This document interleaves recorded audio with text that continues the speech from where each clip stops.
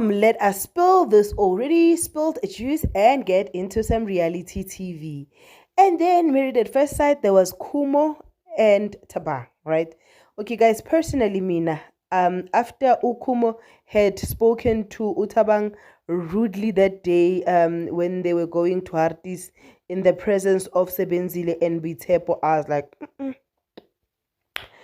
she's no longer for me, right? Because their relationship is fairly new, and when the relationship is fairly new, you just mind how you speak to your man. I mean, this man is not the man that triggered you like other men versus Stratini. So there's no right to assume that by saying, why didn't you buy my clothes, he's treating you like a skivvy. Like, this is your whole husband. But now, okay, they did solve the whole thing, and then they, yeah, ba squashitse ntho ya bona. But I think nna gore there are underlining issues, and I think ukuthi this couple is a bomb waiting to explode. That's it. I don't have anything much to say about them, but I personally think that they are a bomb about to explode. Even if they continue, I don't see them lasting. Shem. I don't want to lie.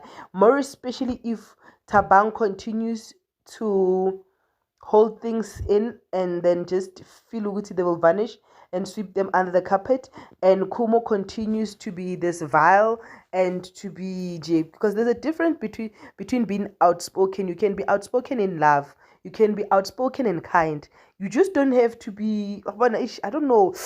Kumo ha bolela man, ekare molomo wa hae ha wa tlhapisiwa sentle wa bona. So with that said, I feel ukuthi, yeah, no, they're a bomb about to explode. And when they explode, so will the relationship. What do you think? What are you seeing? Please do like, share, and subscribe.